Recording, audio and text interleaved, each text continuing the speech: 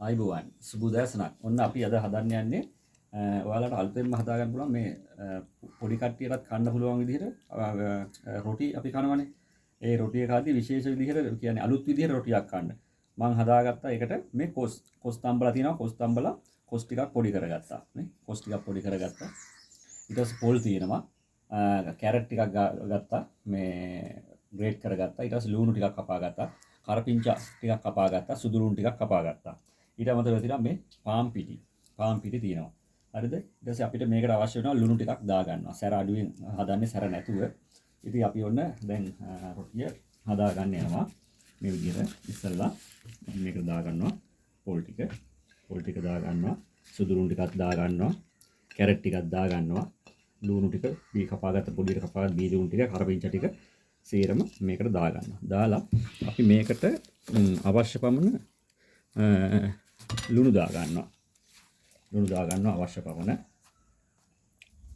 ලුණු දාගෙන අපි මේක කලවම් කර ගන්නවා. ලුණු හොඳට කලවම් වෙන්න.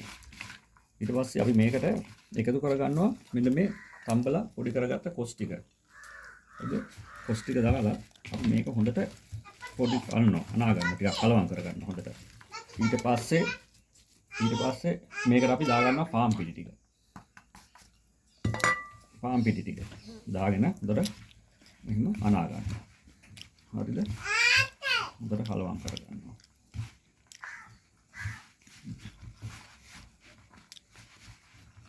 හොඳට කලවම් කර ගන්නවා.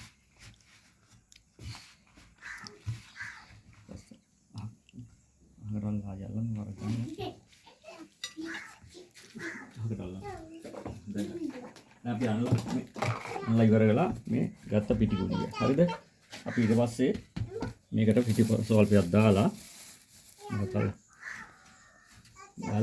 මේ පුලිය තියලා තුනී කර ගන්න හොඳට. හරි? තුනී කර ගන්න. පිටි පොට්ටක් දාලා තුනී කර ගන්න. මොකද පිටි පොට්ටක් දාන්නේ ඇලෙන හින්දා. ඇලෙන්නේ නැහැ එතකොට. ඇත්තේ ඇලෙන්නේ නැහැ. හරි. අපි ඒක දැන් මේක කරලා ඉවරයි. මේක තියාගන්න. හරිද? ඊට පස්සේ අපි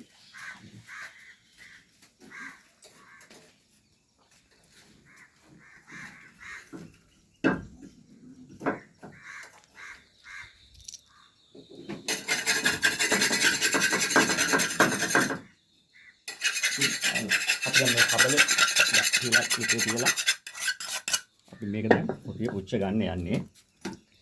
දරලිපේ තමයි අපි මේ කරගන්නේ ගැමි සුවඳට, ගැමි රසට අපි හදා ගන්නවා.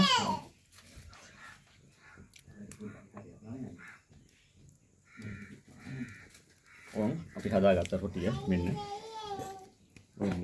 අපි දැන් මේක කබලේ පුච්ච ගන්න යන්නේ.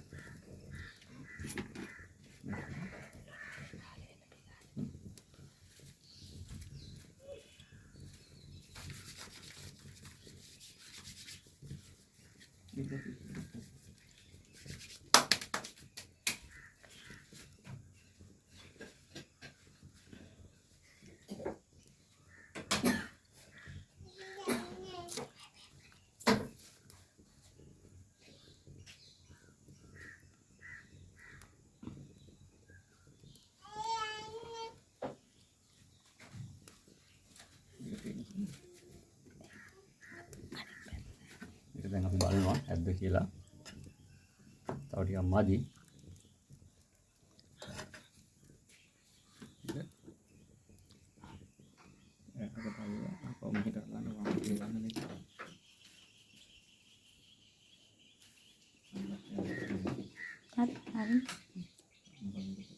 ඕම දැන් අපි රොටිය පුච්චන්න ඉවරයි. තියාගත්තා.